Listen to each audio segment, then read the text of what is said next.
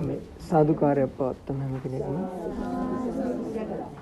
නැවත වතාවක් සාදුකාරය පවත්වන නැවතත් වතාවක් සාදුකාරය පවත්වන තිසරණ සහිත පංචශීලයේ සමාදන් වෙන්නට තෙවරක් නමස්කාර පාඨය කියන්නේ.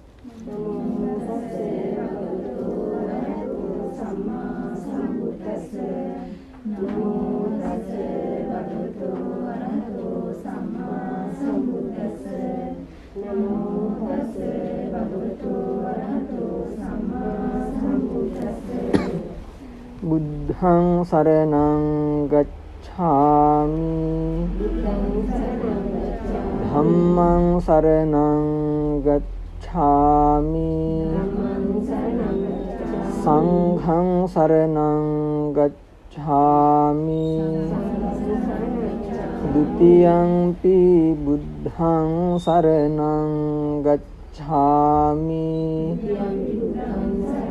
ဒုတိယံ පි ධම්මං සරණං ගච්ඡාමි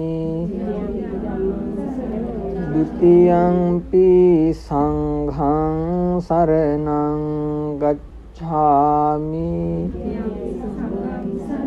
တတိယံ පි බුද්ධං සරණං ගච්ඡාමි တတိယံ පි ධම්මං සරණං ගච්ඡාමි တတိယံ පි සංඝං සරණං ගච්ඡාමි පාණාතිපාතා වේරමණී සික්ඛාපදං සමාදියාමි අදින්නාදාන වේරමණී සික්ඛාපදං සමාදියාමි කාමේසු මිච්ඡාචාරා වේරමණී සික්ඛාපදං සමාදියාමි මුසාවාදා වේරමණී සික්ඛාපදං සමාදියාමි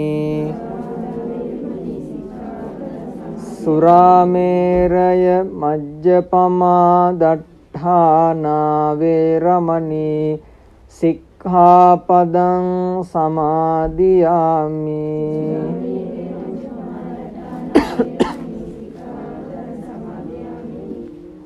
නමෝ තස්ස භගවතු අරහතු සම්මා සම්බුද්දස්ස නමෝ තස්ස භගවතු අරහතු සම්මා සම්බුද්දස්ස නමෝ තස්ස භගවතු අරහතු සම්මා සම්බුද්දස්ස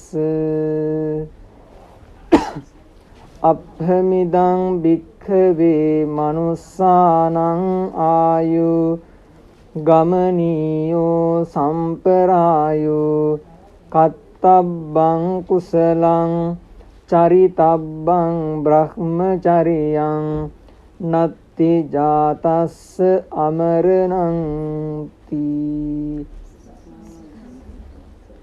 ශ්‍රද්ධා බුද්ධ සම්පන්න වාසනාවන්ත කාරුණික WD ඇලිස් නෝනා මහත්මියගේ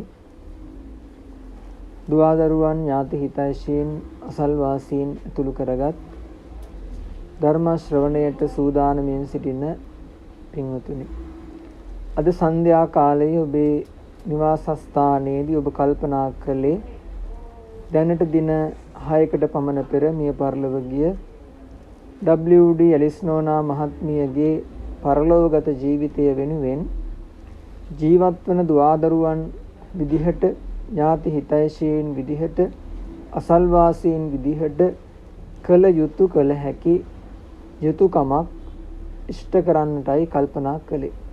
ඒ වෙනුවෙන් තමයි ඔබේ නිවසේ ධර්ම දේශනාවක් දේශනා කරන්නට අවශ්‍යයි කියලා ඔබ කල්පනා කරගත්තේ. ඒ කල්පනාවෙනුයි ඔබ ආරාධනා කළේ. ඒ ආරාධනාව මතයි භික්ෂුන් වහන්සේ නමක් වැඩම කළේ. මේ හැම දෙයකම අරමුණ කරගත්තේ ඒ මියගිය මෑණියන්ට පින් අනුමෝදන් කිරීම. ධර්ම දේශනයක් ඒ වෙනුවෙන් දේශනා කරනකොට ධර්ම දේශනාවක් දේශනා කරන්නට මත්තෙන් දේශකයන් වහන්සේ විදිහට මට සිද්ධ වෙනවා ධර්ම ශ්‍රවණය කරන්න සූදානමින් සිටින ඔබ ධර්ම දේශනාව ශ්‍රවණය කළ යුතු විදිහ පහදලා දෙන්න. ඒකට කියනවා ධර්ම අනුශාසනාවක් කරනවා කියලා. ධර්ම දේශනාවකට මත්තෙන් අනිවාර්යෙන් මේ දේ කරන්න ඕනි. බුදුරජාණන් වහන්සේ දක්වන්නේ ආනුපුබ්බී කතං කතෙස්සාමීති ධම්මං දේශිතබ්බෝ කියලා. කියන්නේ අනුපිළිවෙලට ධර්ම දේශනයක් දේශනා කරන්න ඕනි කියලා. ආවට ගියාට බණ කියන්න බැහැ. බණ කියන්නත් බුදුරජාණන් වහන්සේගේ විනය නීති තියෙනවා. ඒවට අනුගත වෙලා තමයි අපිට ධර්ම දේශනාවක් කරන්න වෙන්නේ. එතකොට ධර්ම දේශනාවක් ශ්‍රවණය කරන්නේ කොහොමද කියන එක ඔබ මුලින්ම කල්පනා කරගන්නට ඕනේ, අවබෝධ කරගන්නට ඕන. ධර්ම දේශනාවක් කියලා අපි හඳුන්වන්නේ මේ ලෝකයේ තියෙන ඇත්ත කියා දෙන තැනකට ධර්ම දේශනාවක් කියලා කියනවා. ලෝකේ තියෙන ඇත්ත. ඒ ලෝකේ තියෙන ඇත්ත කිව්වහම අපි හිතනවා බුදුරජාණන් වහන්සේගේ දේශනාව විතරයි කියලා. සබහාදහම සම්බන්ධ කරගෙන ධර්ම දේශනාවක් දේශනා කිරීම තමයි ධර්ම දේශනාවක් වෙන්නේ. මොකද ඇත්ත තියෙන්නේ සබහාදහමත් එක්ක. අවබෝධයත් එක්ක. තමන් ළඟ තමයි ඇත්ත තියෙන්නේ. මොකද පිටේ තියෙන කිසිම දෙයක් අපිට 100% විශ්වාස කරන්න පුළුවන් කමක් නැහැ. අපිට පුළුවන්කම තියෙන තමන්ව විශ්වාස කරන්න පමණයි. එහෙනම් මේ ධර්මය කියන එක පිටින් ගන්න තියෙන දෙයක් නෙවෙයි. තමන් ළඟ තියෙන දෙයක්. ඒක හොයන්න තමයි අපි බණ කියන්නේ. පිටින් හොයලා ලබා ගන්න බෑ. තමන් ළඟ තියෙන දේ හොයාගන්න බැරි නිසා හොයාගන්න විදිහ තමයි ධර්ම දේශනාවකින් කියලා දෙන්නේ. ඒ නිසා අපි පිටින් දෙයක් දිහා දැකලා පිටින් වෙන දේවල් හිතලා ධර්ම දේශනා කාලය තුල ඒ කාලේ අපතේවා ගැනීමක් කරනවා නම් එතන ධර්ම ශ්‍රවණයක් සිද්ධ වෙන්නේ නැහැ. ඒ ධර්ම ශ්‍රවණය කරන්න ඉඳගත් ඔබ ධර්ම දේශනාව හරියට අහන්න ඕනි. හරියට අහනවා කියන්නේ වටපිටාවේ කරන දේවල් පිළිබඳ අවධානය අතහැරලා මේ වෙලාවේ වෙන්න තියෙන දේවල් වල අවධානය අතහැරලා ඔබට හිතන දේවල්හි අවධානය අතහැරලා ධර්ම දේශනාව අහන්න වෙනවා. ඒකට අපි කියනවා හොඳට අහනවා කියලා. මොකද අපි බණ අහන්න ඉඳගත්තට ඉඳගන්න හැමෝම මේ අවධානයෙන් නෙවෙයි ඉඳගන්නේ. ඉඳගන්න පුළුවන් ඕන කෙනෙක්ට. නමුත් බණ අහන්න ඔක්කොටම බෑ. බණ අහන්න පුළුවන් වෙන්නේ මෙතන ඉඳගෙන ඉන්න අයගෙනුත් කීප දෙනෙක්ට විතරයි. මොකද ටික වෙලාවක් යනකොට සමහරු නිදා ගන්න පටන් ගන්නවා. ඒතර ඔවුන්ට බණ අහන්න පුළුවන් කමක් ලැබෙන්නේ නැහැ. ටික වෙලාවක් යනකොට සමහරු මේ වෙලාවට ප්‍රවෘත්ති බලන වෙලාව ප්‍රවෘත්ති මොනවා වෙනවද මොනවා කියනවද කියලා කල්පනා කරන්න පටන් ගන්නවා. ඒ පටන් ගන්නකොට යාළට බණ අහන්න බැරුව යනවා. ඒත් එක්කම තවත් සමහරු බලන වැඩසටහනක් මතක් කරගෙන ඒ වැඩසටහන බලන්න ඕනි ඉක්මනට යන්න ඕනි කියලා හිත හිතා ඉන්නවා.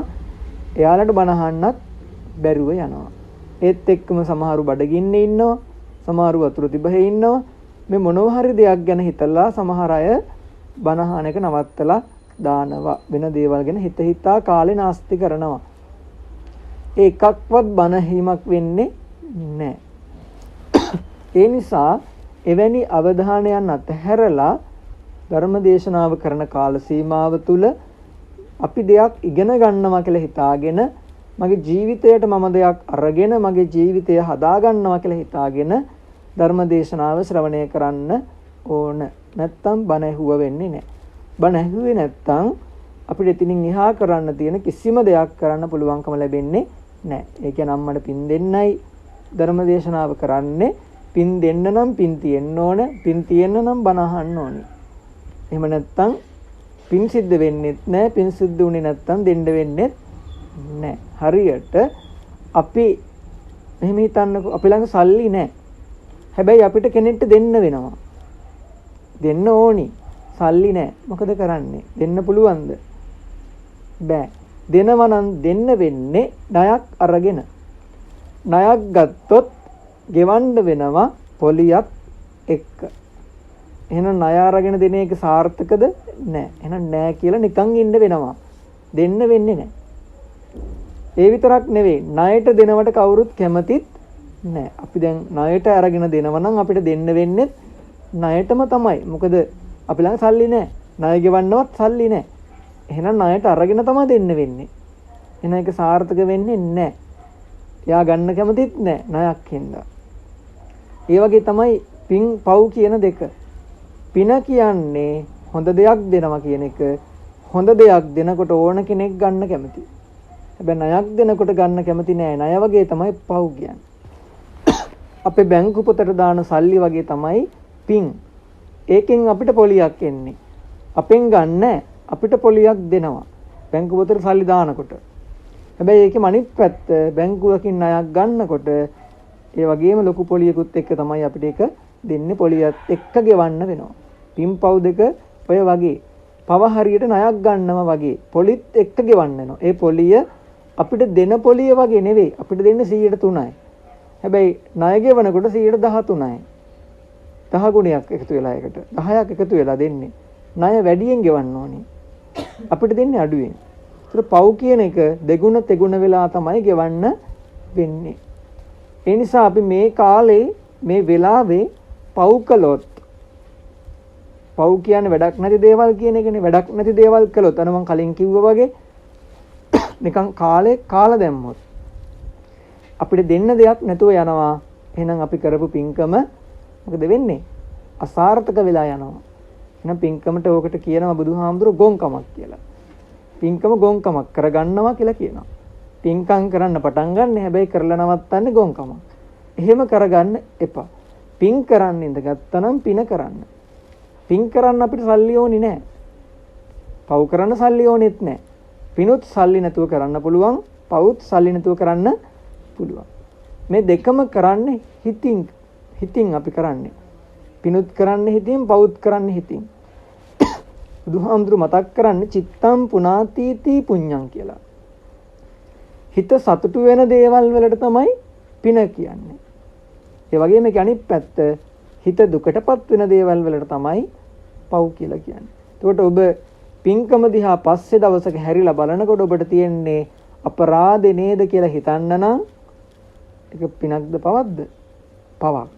මොකද අපරාධ කියලා හිතනවා. වැඩක් නැහැ. කරපු දේ වැඩක් නැති වෙලා. එහෙනම් ඒ කරපු දේ ප්‍රයෝජනයක් නැහැ. ලැබිච්ච දේකුත් නැහැ. එහෙම කරගන්න එපා. ධර්ම දේශනාව අහන්න ඉඳගත්තා නම් උවමනාවෙන් ජීවිතේට දෙයක් ගන්නවා කියලා හිතාගෙන හොඳට අහන්න ඕනි. ඒකට කියනවා ධර්ම ශ්‍රවණය කරනවා කියලා. ඇහුවට විතරක් මදි. අහන්න පුළුවන් සත්තුන්ට. ඕන කෙනෙක්ට අහන්න පුළුවන්. අහන එක නෙවෙයි. දෙවණියට අපි කරන්න ඕන දේ තමයි අහන දෙය මොකද කරන්න ඕනි? මතක තියාගන්න ඕනි. මතක නැත්නම් අපිට ඒක ක්‍රියාත්මක කරන්න බැරුව යනවා. ඒකෙන් වැඩක් නැතුව යනවා. මතක තියාගන්නත් ඕනි. බණ අහන්නත් ඕනි. අහන එක මතක තියාගන්නත් ඕනි. මතක තියාගත්තත් මදි. සමහරු ඉන්නවා පොත් පිටින් කටපාඩම්. හැබැයි වැඩක් නැහැ. පොත් පිටින් කටපාඩම් වැඩක් නැහැ. බුදුහාමුදුරු මතක් කරනවා අහන්න, අහලා මතක තියාගන්න, මතක තියාගෙන ඒවා ජීවිතයට එකතු කරගෙන වැරදි හදාගන්න කියලා. වැරදි හදාගන්න ඕනේ. හැම කෙනෙක්ගේම ළඟ වැරද්දක් තියෙනවා. අපෙත් තියෙනවා, ඔබෙත් තියෙනවා. හැම කෙනෙක් ළඟම වරදක් තියෙනවා. සර්ව සම්පූර්ණ නැහැ. එහෙනම් අපි මොකද කරන්න ඕනේ? ජීවත් වෙනවා කියලා කියන්නේ වැරදි හදා ගන්නවා කියන එක. ජීවත් වෙන එකදී කරන්නේ වැරදි හදා ගන්න එක. ඒ වගේම අපිට ලැබෙන ප්‍රශ්න වලට උත්තර හොයන එක තමයි ජීවත් වෙනවා කියන්නේ. වෙන අපි කරන දෙයක් නැහැනේ. උදේ නැගිටින වෙලාවෙ ඉඳලා මොනවා හරි කරන එකනේ අපි කරන්නේ. එක්ක බඩගින්නට කෑම හොයනවා. කෑම හොයන්නේ නම් සල්ලි හොයන්න වෙනවා. සල්ලි හොයන්න නම් රැකියාවක් කරන්න මහන්සි වෙන්න වෙනවා. මේක එක දවසකින් නවතින්නේ නැහැ. හැමදාම මේක යනවා රවුම වගේ. කැරකි යනවා. ප්‍රශ්න. නැගිට වෙලාවෙ ඉඳලා එන්නේ ප්‍රශ්න. සමහරුන්ට හීනෙනුත් එන්නේ ප්‍රශ්න. ප්‍රශ්නමයි එන්නේ. අන්න ප්‍රශ්න වලට උත්තර හොයන එකට කියනවා ජීවත් වෙනවා කියලා. අපිට හොයන්න වෙනවා. ප්‍රශ්න වලට උත්තර හොයන්න වෙනවා. හැබැයි මේ උත්තර එකක්වත් පිටින් හොයනවා නම් ඒ උත්තරේ తాවකාලිකයි.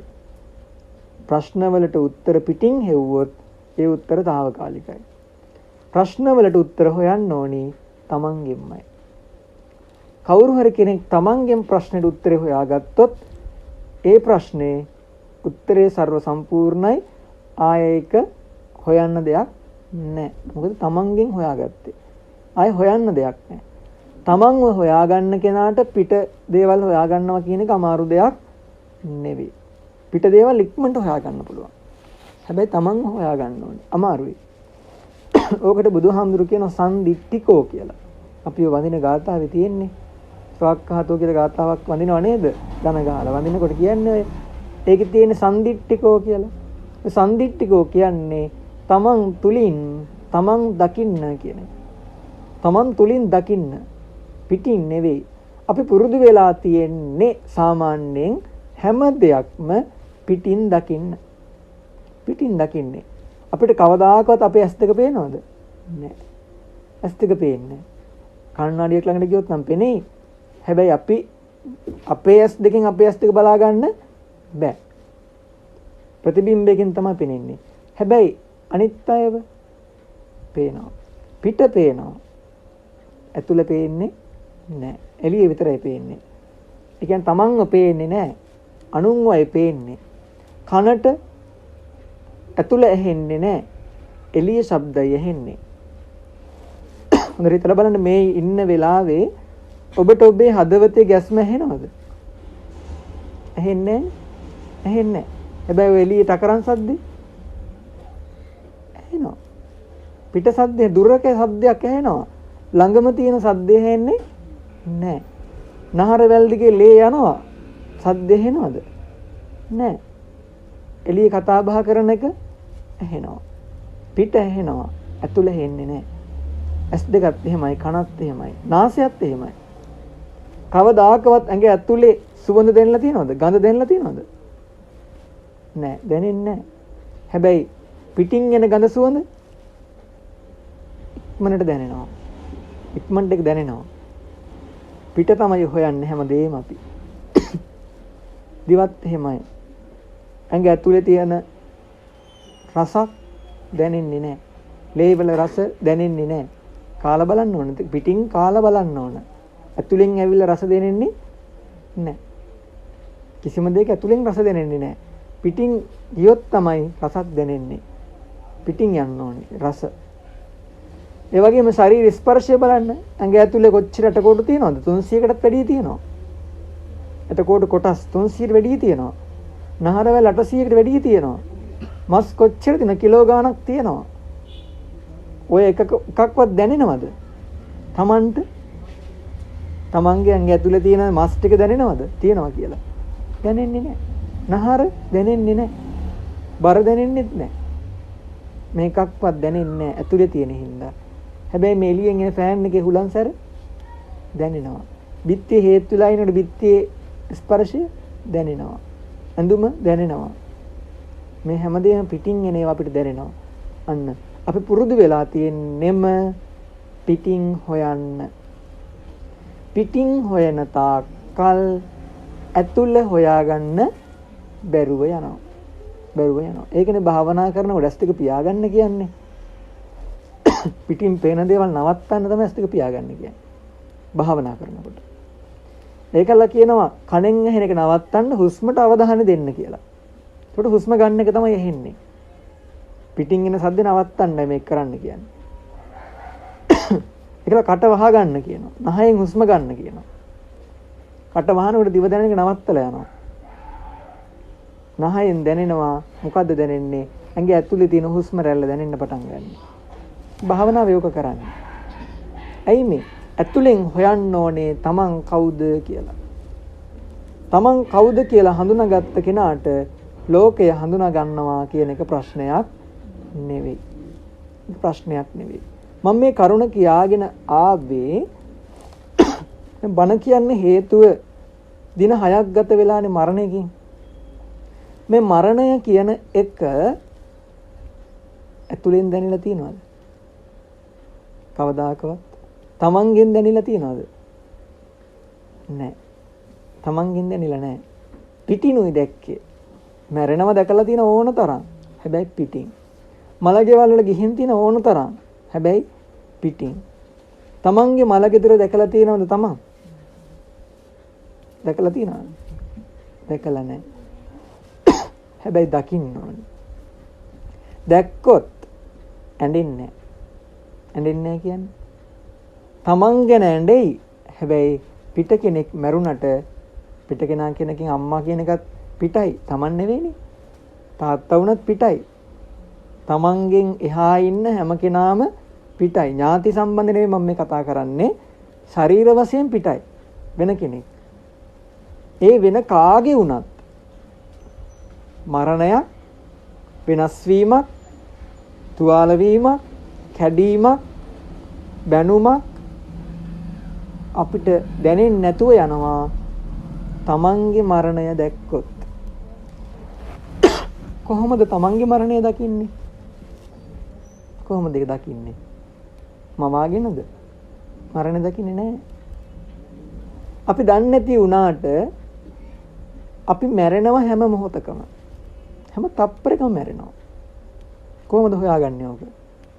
උදේට මූණ හොදන්නේ නැතුව දවස් 5ක් ඉඳලා බලන්න. මැරිලා නැද්ද කියලා?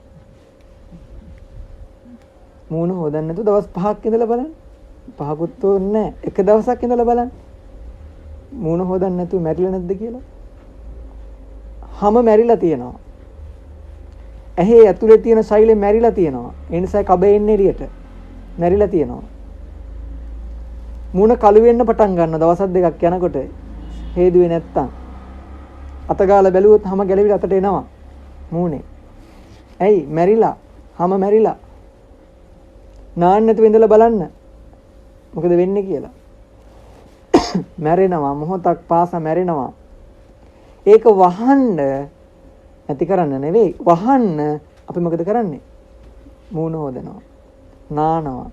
දත් මදිනවා. ක්‍රීම් ගානවා, පවුඩර් ගානවා, සෙන්ට් ගහනවා. මේ ඔක්කොම කරන්නේ ඇයි? මැරෙන එක වහන්න. නවත්තන්න බෑ. වහනවා. පිටින් වහනවා. පිටින් වැහුවට ඇතුලෙන් නවතිනවද? නෑ. ඒ නිසා මේක හැමදාම කරන්න ඕනි. දවසක්වත් නවත්ත ගන්න බෑ. නැවැත්තුවොත් තමන්ගේ ගඳ තමන්ට ඉවස ගන්න බැරුව යනවා. අන්න තමන්ගේ ගඳ එන්න පටන් ගන්නවා එදාට. අපි මොකද කරන්නේ? මේක නවත්තන්න හදනවා. නවත්තන්න හදන්න ඇතුලෙන් ඒක වැඩි වෙනවා. ඇතුලෙන් වැඩි වෙනවා, ඉක්මන් වෙනවා. ඕකට කියනවා ෂණික මරණ කියලා. තප්පරයක් පාසා මැරෙනවා. අපි මොකද කරන්නේ? ওই මරණය උත්සවයක් එක්ක සමරනවා. කවදටද? අලුත් අවුරුද්දට. අවුරුද්දක් ආවා කියලා ලොකුවට සමරනවා. මොකද මේ සමරන්නේ? මරණේ මලගෙදර සමරන්නේ. කාගේද? තමන්ගේ. උපන් දිනේ කියලා සමරනවා. පාටි දාලා බොන්න ගෙනිල්ලා අනම්මනම් හදලා ගමන් ගිහිල්ලා සමරනවනේ. උපන් දින හාමුදුරුවෝ සමරනවා මම දන්නවා. අපේ පන්සලේ සමරනවනේ. කොහේ වුණත් එහෙමයි. හාමුදුරුවෝ සමරන්නේ මොකක්ද ඒක හේතුව? නොදන්නාකම. කවුරු කළත් නොදන්නාකම. මොකද ඔක්කොම පෘථග්ජනයිනේ. පෘථග්ජනයි කියන්නේ දන්නේ නැති අය. තේරුම් ගන්නකම් සමරනවා. මොකද්ද සමරන්නේ? මල ගෙදර අවමංගල උත්සවය. උත්සවයක් නේ. දැන් මල ගෙදරත් උත්සවයක් නේ. ඔයකත් උත්සවයක්. මොන උත්සවයේද? මල ගෙදර උත්සවේ. සමරන්නේ කාගේද? තමන්ගේ. හැබැයි අපි ඒක හිතන්නේ නැහැ. අපි හිතන්නේ ළමයෙක් හිතනවා මං ලොකු වුණා කියලා. ඔව් ලොකු වුණා. හැබැයි ලං උනේ කොහේ යන්නද? ඔව් එතෙන්ට යන්න ලං වෙලා. සාමාන්‍ය ළමයෙක් හිතනවා මං තරුණ වුණා කියලා, ශක්තිය සම්පන්නයි. දැන් ඕන දෙයක් මට කරගන්න පුළුවන්. අම්මා ඕනෙත් නැහැ, තාත්තා ඕනෙත් නැහැ, ඥාතියෝ ඕනෙත් නැහැ, මුකුත් ඕනේ. ඉගෙන ගන්න ඕනෙත් නැහැ, මුකුත් ඕනේ. පුළුවන්. එම් හිතනවා. ඇයි මෙහෙම හිතන්නේ? දන්නේ නැහැ. මොකද්ද දන්නේ නැත්තේ? තරුණ වුණා කියන්නේ මහලු වෙන්න ලං වුණා කියන එක. මහලු වෙනකොට ඔන්න මතක් වෙනවා පන්සල. ඇයි? අන්න තේරෙනවා ඊළඟට යන්න තියෙන්නේ කොතෙන්ද කියලා. එතකම් මේක තේරෙන්නේ නැහැ. ඒ නිසා මොකද වෙන්නේ?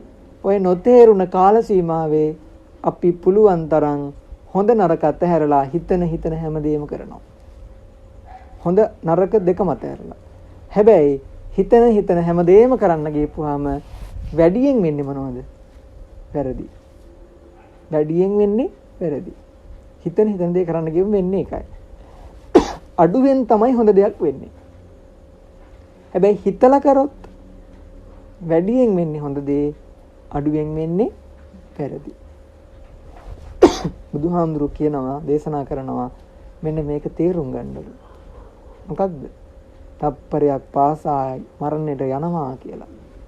ඔන්න ඕකට බුදුහාමුදුරුවෝ මතක් කරනවා අප්පමිදම් භික්ඛවේ මනුස්සානං ආයු ගමනීයෝ සම්පරායෝ කත්තබ්බං කුසලං චරිතබ්බං බ්‍රහ්මචරියං නත්ති ජාතස්ස අමරණං. මොකද කියන්නේ? අප්පමිදම් භික්ඛවේ මනුස්සානං ආයු. මිනිස්සුන්ගේ ආයුෂ අල්පයි. අල්පයි. තප්පරයයි තියෙන්නේ.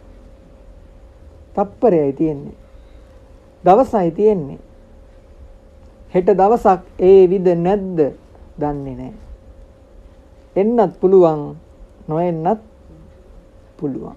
කොච්චර තාක්ෂණයේ දිනු වෙලා තිබ්බත් තාක්ෂණයටවත් කියන්න බෑ හෙට දවසක් එයිද නැද්ද කියලා. ඒ විද්‍යාවට කියන්න බෑ ඔක. මොකද යාළම කියනවා ඕන වෙලාවක උල්කාපාතයක් පැටිලා පෘථිවියම විනාශ වෙලා යන්න පුළුවන් කියලා. ඕනම වෙලාවක වෙන්න පුළුවන්. මේක වෙන්න පුළුවන්. විද්‍යාව දිනුනොත් කරන්න බෑ. මොකද්ද කරන්න බැරි? ආයුෂ නවත්ත ගන්න බෑ. අඩු වෙනවා. දවසෙන් දවස අඩු වෙනවා. තප්පරෙන් තප්පරේ අඩු වෙනවා. අවුරුද්දෙන් අවුරුද්ද අඩු වෙනවා. එදා බුදුහාමුදුරුවෝ ඉන්න කාලේ මිනිස්යාගේ පරම ආයුෂ උනේ 120ත් 160ත්. උපරිම 108ක් ඉන්න පුළුවන්. දැන් ලංකාවේ පරම ආයුෂ කීයද? දන්නවද? කීයද? 75යි. ලංකාවේ පරම ආයුෂ 75යි කියලා ගණන් කරලා තියෙනවා. බලන්න කොච්චරක් අඩු වෙලාද? භාගයකටත් වඩා අඩු වෙලා තියෙනවා. කෝ විද්‍යාව දියුණු වෙන්නේ නවත්ත ගන්න එපේ. ඖෂධ තියෙනවනේ නවත්ත ගන්න එපේ. නෑ බෑ. මේක කරන්න බෑ. අඩු වෙනවා මිසක් වැඩි වෙන්නේ නෑ. ඒකයි බුදුහාමුදුරු කිව්වේ. මිනිස්යාගේ පරම ආයුෂ අඩුයි. චුට්ටයි තියෙන්නේ. ඒ තියෙන ටික පාවිච්චි කරන්නේ අපර නිකන් කාලකන්ණි විදියට. නිකන් කත කරන්නේ. කරන දෙයක් නෑ අන්තිමට බලනකොට හැරිලා. මම කියන්නේ රැකියා කරන්න එපා කියලා. බුදුහාමුදුරු කිව්වෙත් නෑ රැකියා කරන්න එපා කියලා.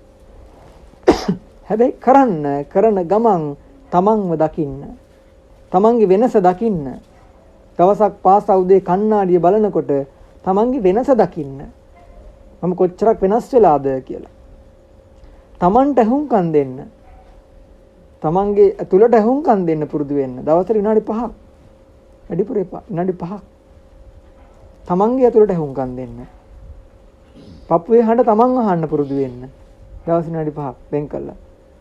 ඒක කරන කෙනෙක්ට ලෙඩ නැහැ. ලෙඩ ඔක්කොම හැදෙන්නේ ඕක කරන්නේ නැති හින්දා.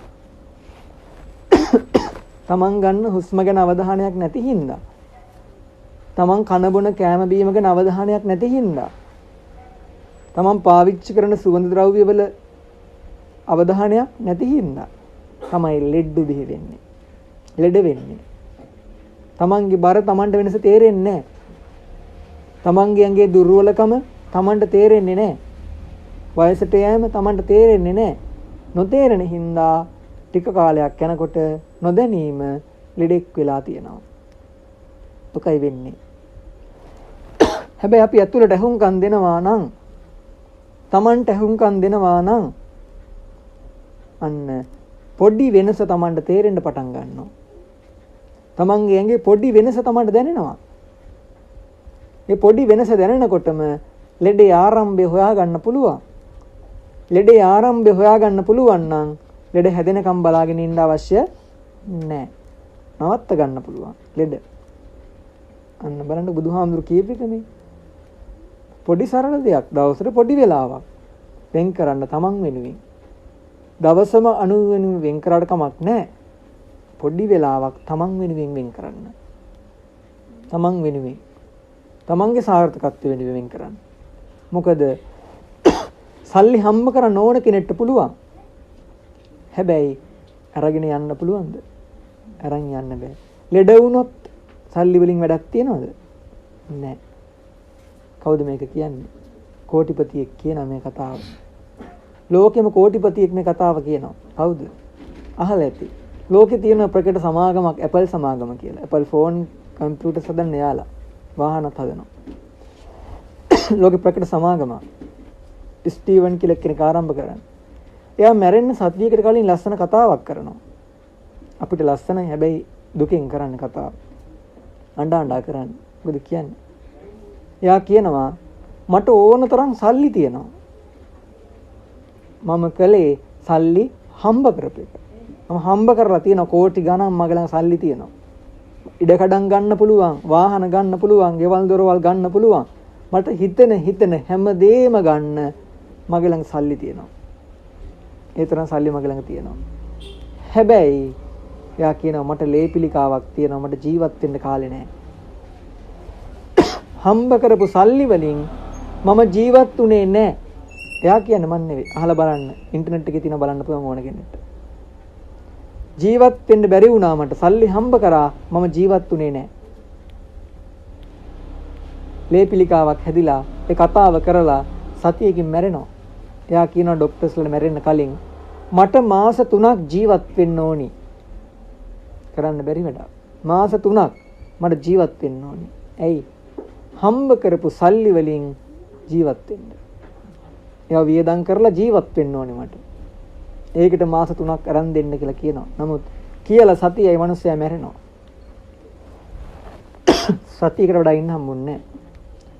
මරණ වෙලාවේ විඳවලා මැරෙන්නේ. ඇයි? එකක් හිතේ වේදනාවක් තියෙනවා ජීවත් උනේ නැහැ. තව වේදනාවක් තියෙනවා සල්ලි හම්බ කරා සල්ලි වියදම් කරේ නැහැ. තව වේදනාවක් තියෙනවා ජීවත් වෙන්න බැරි වුණා. ওই වේදනා තුනයි ඇඟේ තියෙන ලේපිලිකාවයි හතරම එකතු වුණාම කොච්චර ලොකු වේදනාවක්ද කියලා හිතන්නකෝ. සල්ලි කියන්නේ ජීවිතේ නෙවෙයි. සල්ලි තියෙන්න ඕනේ නැහැ ජීවත් වෙන්න. සල්ලි කියන්නේ ජීවිතේ අංශයක් විතරයි.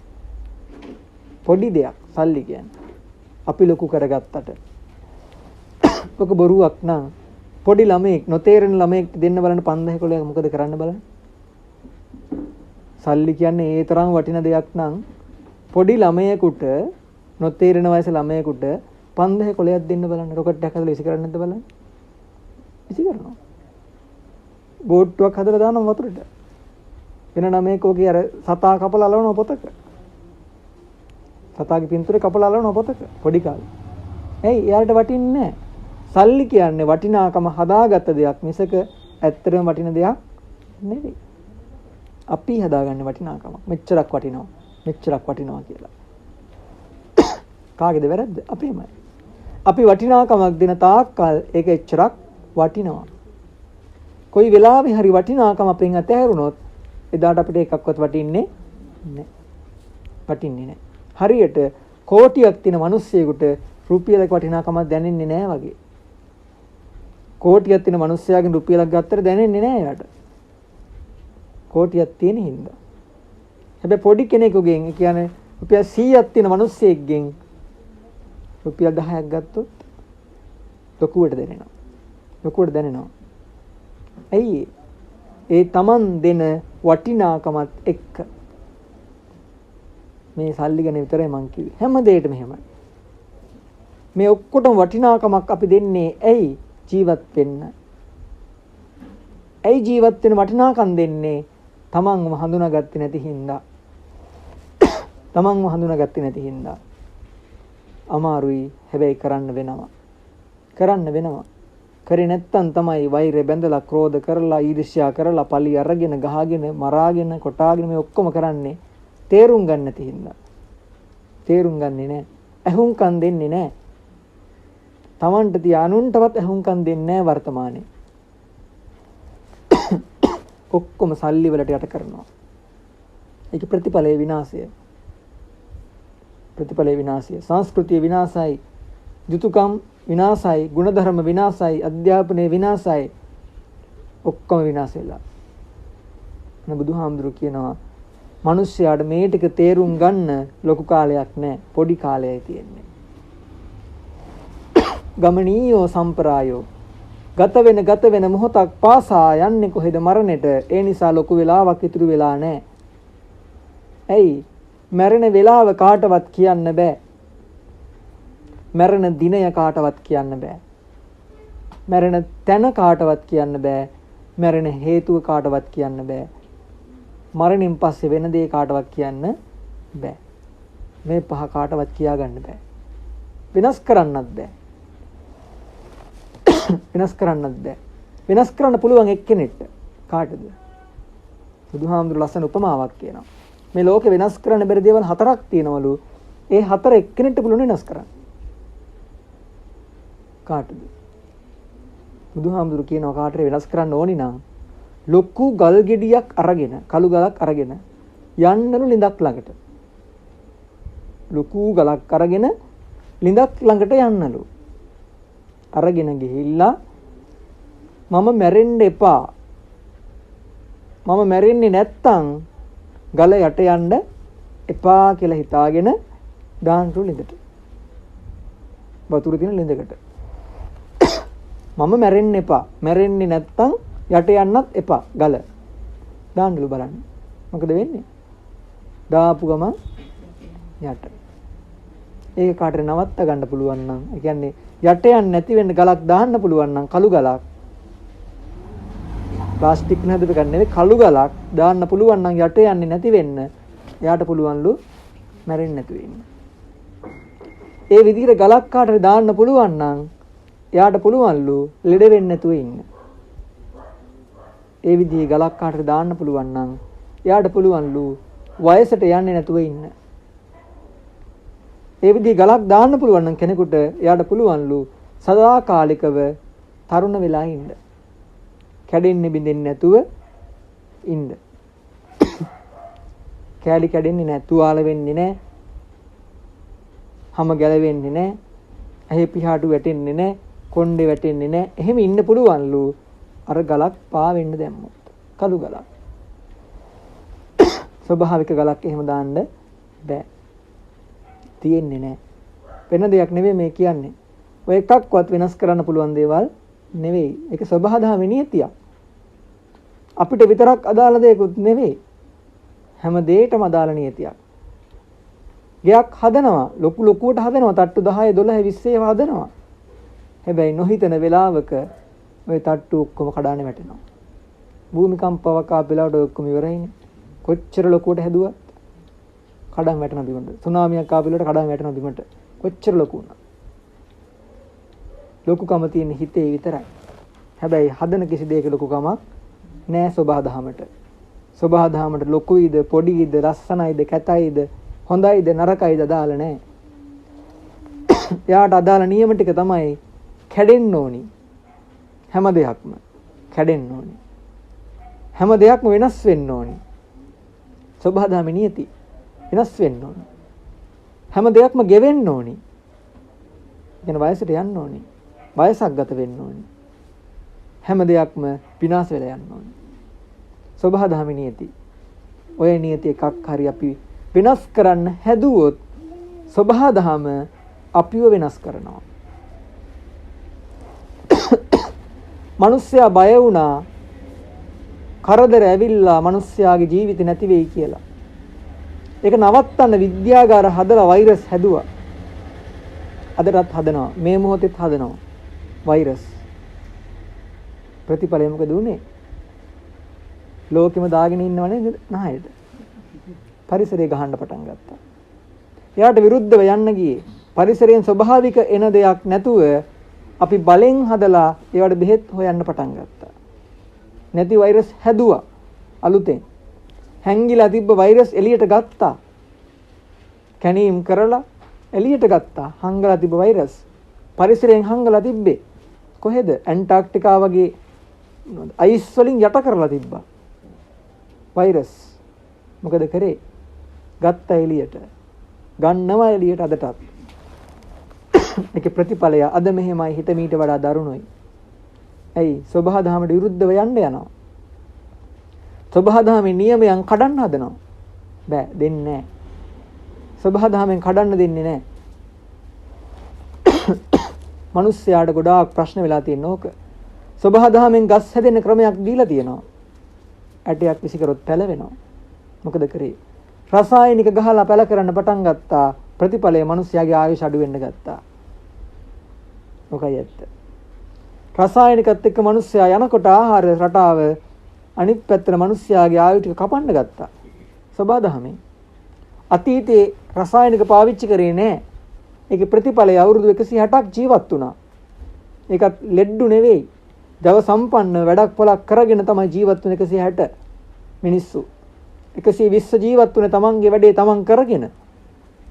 එදා රසායනික වලට හුරු වෙනකොට සබහා දහමේ අනිත් පැත්ත කැඩගෙව්වා. ආයු දවසෙන් දවස කැපුවා. කපලා අද ගෙනලා තින 75ට. තව දියුණු වෙන්න තවත් කපනවා. පරිසරයෙන් කප්පාදු කරනවා. අපේ ආයුෂ. ඇයි? එයාට විරුද්ධව යන්න යනවා. ගහකට තියෙන්න දෙන්නේ නැහැ, කපනවා. පොළොවට තියෙන්න දෙන්නේ නැහැ, හාරනවා. ගිනි කන්දකට තියෙන්න දෙන්නේ නැහැ, වටෙන් හිල් කරනවා. ගිනි කඳු ටික. ගඟකට තියෙන්න දෙන්නේ නැහැ. ඒක හරස් කරලා බට දානවා, බින්ගෙවල් හාරලා පොළොවේ යටින්. කන්දක් තියෙන්න දෙන්නේ නැහැ, හාරනවා. ගලක් තියෙන්න දෙන්නේ නැහැ, කඩනවා. කඩලා එක දේවල් හදනවා. සීමාව පනිනකොට සබහා දහමත් සීමාව පනිනවා. ඒකයි මම කලින්ම කියලා පටන් ගත්තේ. දහම කියන්නේ සබහා දහමට. සබහා දහමේ මේ ටික තියෙන්නේ බුදුහාමුදුරුවෝ කරපු එකම දේ. සබහා දහමේ තියෙන දේ මිනිස්යාට අරගෙන පෙන්නවා. නොදකින්න මිනිස්යන්ට අරගෙන පෙන්නවා. මේකයි ඇත්ත. මේකට පිටින් යන්න එපා කියලා. එහෙම නැතු අලුතෙන් මවපු දහමක් දේශනා කරන්නේ නෙවෙයි. තිබ්බ දෙයක් අරගෙන පෙන්නවා. අපේ ඇස් පේන්නේ තින්දා. මම අර කලින් කිව්වේ අපිට පේන්නේ උනන් නැති දේවල් විතරයි. ඕනි දේ පේන්නේ නැහැ. ඒ නිසායි බුදු කෙනෙක් පහළ වෙලා ඕනි දේ මේක කියලා පෙන්නලා දෙන්නේ. කරන්න ඕනි මේක කියලා පෙන්නලා දෙන්නේ. ඒ පෙන්නලා දෙනකොටත් අපි මොකද කරන්නේ? උනන් නැතිව හොයන්න ගන්නවා. උනන් නැතිව කරන්න ගන්නවා. ඒක ප්‍රතිඵලය තමයි වෙයි තියෙන්නේ. ඒකයි බුදුහාමුදුරු කියන්නේ අනිත්‍යතාව වෙනස් කරන්න බෑ කියලා. වෙනස් වෙන එක වෙනස් කරන්න බෑ. ඒක වෙනස් වෙනවා. තමන් වෙනස් කරන්න හිතාගෙන කොච්චර බෙහෙත් ගන්නවද? සමහර අය ස්වභාවික ලැබුණු පිහිටියව නැති කරන්න කොච්චර බෙහෙත් බොනවද? කොච්චර සත්කම් කරනවද? මේ මොහොතේත් වෙනවා. රටවල් වල ලංකාවෙත් වෙනවා. සත්කම් බෙහෙත් මොකටද? ස්වභාවික පිහිටීම් වෙනස් කරන්න. බෙහෙත් වලින් ස්වභාවික පිහිටීම් වෙනස් කරනවා වගේම සබහා දහමට මුහුණ දෙන්න බැරි තත්ත්වයක් නිර්මාණය කරනවා. කුඩයක් නැතුව පාරේ යන්න බෑ. සෙරෙප්පු නැතුව ගෙදරින් එළියට බහින්න බෑ. ගොඩක් අයට. බාට දෙකක් නැතුව එළියට බහින්න බෑ. සමහරුන්ට ගේ අස්සෙවත් ඉන්න බෑ. ඇයි? සබහා දහමට හුරු නැහැ. කැලේක ඇවිදින්න බෑ. වැලි ගොඩක ඇවිදින්න බෑ. ඇඟිලි වලින් ඇවිදින්නේ. වැලි පාගලා හුරු නැහැ. මේ පරණ ආච්චිලාට සීයලට ඕවා මොනවද කියලා හිතේ. ඕන තැනක යනවා. සෙරෙප්පු තිබ්බත් කියන තත් එකයි. දැනෙන්නේ නැහැ. බෝනික්ක වගේ හදනවා. හැබැයි හදන්නේ සබහා දහමට විරුද්ධව. ප්‍රතිඵලය විනාශයක්. ප්‍රතිඵලය විනාශයක්. මොකද පොඩි ප්‍රශ්නයක් ආවත් දරා ගන්න බෑ. ඒකනේ බහුතරයක් තරුණ පිරිස් බෙල්ලේ වැල දාගන්නේ. පොඩි ප්‍රශ්නයක් ආපු ගමන් එක්ක අම්මා බැන්න කියලා. එක්ක ගෑනු ළමෙක් තරහ වුණා කියලා. එක්ක පිරිමි ළමෙක් තරහ වුණා කියලා. බැන්න කියලා. ගහගත්තා කියලා. පොඩි දෙයකට මොකද කරන්නේ? බෙල්ලයට දා ගන්නවා. ගඟේ පයින්නවා. වහ බොනවා. කෝච්චියේ බෙල්ල තියනවා. ඇයි මේ? පොඩි දෙයක් දරා ගන්න හැකියාවක් නැහැ. පරිසරයට හුරු වෙලා නැහැ. සබහා දහමට හුරු වෙලා නැහැ. සමාජයට හුරු වෙලා නැහැ. ඒ නිසා ප්‍රශ්න වැඩි. හොඳම දේ තමයි පරිසරයට නිරාවරණය වෙන්න ඕනි. පරිසරයත් එක්ක ඉන්න ඕනි. පරිසරයත් එක්ක ඉන්න කෙනාට ප්‍රශ්නයක් නැහැ. ඕන දෙයක් හඳුනා ගන්න පුළුවන්. ඉවස ගන්න පුළුවන්. දරා ගන්න පුළුවන්. අන්න බුදුහාමුදුරු කියනවා පරිසරයත් එක්ක ඉන්න. පරිසරයට හුරු වෙන්න. පරිසරේ තේරුම් ගන්න. තමන්ව තේරුම් ගන්න. තමන්ව තේරුම් ගන්න හොඳම තැන තමයි පරිසරය කියන්නේ. මොකද පරිසරයේ ගස් කොළන් හැදෙන රටාව දිහා බලන් හිටියත් අපිට පුළුවන් අපේ ජීවිතය හදාගන්න. පරිසරයේ හැදෙන සතෙක්ගේ ස්වභාවය බලන් හිටියත් අපිට පුළුවන් අපේ ජීවිතය තේරුම් ගන්න. පහනක් පත් වෙනකොට පහන දිහා බලලා අපිට පුළුවන් අපේ ජීවිතය හදාගන්න. බල්බ් එකක් පත් වෙනකොට අපිට පුළුවන් බල්බ් එක දිහා බලලා ජීවිතය හදාගන්න. හැබැයි අපි එකක්වත් දන්නේ නැහැ. දන්නේ නැහැ නෙවෙයි හුරු වෙලා නැහැ. ඇයි හුරු වෙන්නේ නැත්තේ? අපි කවදාකවත් තමන් මැරෙනවා කියලා හිතන්නේ නැහැ. ඊළඟ මොහොතේ මැරෙන්න වෙයි කියලා ලෑස්ති වෙන්නේ නැහැ. හැබැයි ලෑස්ති නොවි ඉන්න අය තමයි මැරෙන්න ගිහිල්ලත් අඬන්නේ. ලෑස්ති නැහැ. මරණයට ලෑස්ති නැහැ. බුදුහාමුදුරු කියනවා එහෙම කරන්න එපාලු. ලෑස්ති වෙන්නලු. අජ්ජේව කිච්ඡං ආතප්පං කෝ ජඤ්ඤා මරණං සුවේ. අද කළ යුතු දේ අද කරන්න හෙට මැරෙයිද කියලා දන්නේ නැල්ලු. අද කරන්න තියෙන දේ කරන්න. හෙට කරන්නම් කියලා හිටියොත් සමහරවිට කරන්නත් පුළුවන් නොකරන්නත් පුළුවන්. අද කරන්න තියෙන දේ කරන්න ඕනේ. එහෙම නොකරන කාටවත් දියුණු වෙන්න පුළුවන් කමක් ලැබෙන්නේ නැහැ. සාර්ථක වෙන්න පුළුවන් කමක් ලැබෙන්නේ නැහැ. මම කියන ආධ්‍යාත්මිකව. ආධ්‍යාත්මිකව භෞතිකවත් එක්ක සම්බන්ධයි. ආධ්‍යාත්මය සම්පූර්ණ කරගන්න උත්සාහ කරන්න. හැම මොහොතකම ගුණ ධර්මත් එක්ක ජීවත් වෙන්න උත්සාහ කරන්න. මැරෙන හින්දා මැරෙනවා. මැරෙන වෙලාවේ බැනුම් අහහ මැරෙන්න එපා. සමාජයට බනින්න ඉතුරු කරලා මැරෙන්න එපා. වර්ණනා ලබන්න පුළුවන් තත්ත්වයකට මැරෙන්න. වර්ණනා ලබන්න පුළුවන් වෙන්නේ සල්ලි හින්දා නෙවෙයි, තමන් ගුණ ධර්ම හින්දා. ඉපදෙන මිනිස්සයා ජීවත් වෙන ක්‍රම කිහිපයක් තියෙනවා. මිනිස්සයාට පුළුවන් මනුස්ස තිරිසනෙක් විදිහට ජීවත් වෙන්න. ඉපදෙන්නේ මිනිස්සෙක් විදිහට, හැබැයි ජීවත් වෙන තිරිසනෙක් විදිහට. එහෙම ඉන්නවා සමාජයේ. ඉපදෙන්නේ මිනිස්සෙක් විදිහට, ජීවත් වෙන්නේ පෙරේතෙක් විදිහට. ඉපදෙන්නේ මිනිස්සෙක් විදිහට, ජීවත් වෙන්නේ මිනිස්සෙක් විදිහට. ඒ වගේම ඉපදෙන්නේ මිනිස්සෙක් විදිහට, ජීවත් වෙන දෙවියෙක් විදිහට. එහෙම යත් මේ සමාජයේ ඉන්නවා. මේ හතර ක්‍රමයටම ජීවත් වෙන මිනිස්සු මේ ලෝකේ ඉන්නවා. බුදුහාමුදුරු මතක් කරනවා මැරෙන දවසට කොහොමද මැරෙන්නේ කියලා තමන් තීරණය කරන්න ඕන. තිරිසනෙක් විදිහටද, ප්‍රේතයෙක් විදිහටද, මිනිස්සෙක් විදිහටද, දෙවියෙක් විදිහටද කියලා. ඒ තමන්ගේ තීරණය මත තමයි තීරණය වෙන්නේ මැරුණාට පස්සේ දෙවියෙක් විදිහට වැඳුම් ලබනවද, තිරිසනෙක් විදිහට නිന്ദා ලබනවද කියලා. තමන් ඇයි රූපං ජීරති මච්ඡානං නාම ගොත්තන්න ජීරති. මරණ දවසේ ගහනවනේ බෝඩ් ලොකුවට වගේ තියෙන ඔය වාක්‍ය ටික ඔක්කොම දන්නේ නැති වුණාට බලන්නේ නැහැ නෝවා. ඇයි සාතිශය සංවේගී කියන්නේ ගහන්නේ. ඒතු ඇත්තටම දහම උගන්වන්න නෙවෙයි. සංවේගයක් පළ කරා කියලා පෙන්වන්න ලොකුවට බෝඩ් ගහනවා. සමහර දැන් 100 200 ගහනවා. එකකින්වත් වැඩක් නැහැ. සාතිශය සංවේගය කියන එක දෙන්න පුළුවන් දෙයක් නෙවෙයි. දෙන්න බෑ ඒක. දෙන්න බෝඩ් එකකින් කරන්න පුළුවන් දෙයක් නෙවෙයි ඔක. නිවන් සුව පතමු කියලා බෝඩ් ගහනවා. දෙන්න පුළුවන් නිවන. දෙන්න පුළුවන් බුදුහාඳුර දීලා පිරිනවම් පානවනේ. නෑ දෙන්න බෑ. තව කෙනෙක්ට දෙන්න බෑ. තමනුයි ගන්න ඕනි. සංවේගය තමන්ටයි දැනෙන්න ඕනි. ඒක බෝඩ් එකකින් කරන්න බෑ. ඒ බෝඩ් වල ගහන වාක්‍ය ටිකෙන් දෙයක් ගන්න පුළුවන් අපි හරියට කියවුවොත්. ඔගේ අර්ථය තමයි රූපං ජීරති මච්ඡානං මිනිස්යාගේ රූපය දිරනවා. නාම ගොත්තන්න ජීරති නම දිරන්නේ නැහැ. නම තියනවා. අර මං කියපු ක්‍රම හතරෙන් එකකට. එක්කෝ ප්‍රේතයෙක් විදිහට, එක්කෝ තිරිසනෙක් විදිහට, එක්කෝ මිනිස්සෙක් විදිහට, එක්කෝ දෙවියෙක් විදිහට. ඔය හතරෙන් එකකට නම තියලා යන්නේ. Taman තීරණය කරන්න ඕන කොහොමද තියලා යන්නේ කියලා. අපි වඳිනවා දෙවියන්ට. දේව පින්තූර තියාගෙන වඳිනවා දෙවියන්ට. දන්නවද මේ දෙවියෝ කියන්නේ මිනිස්සුયો කියලා?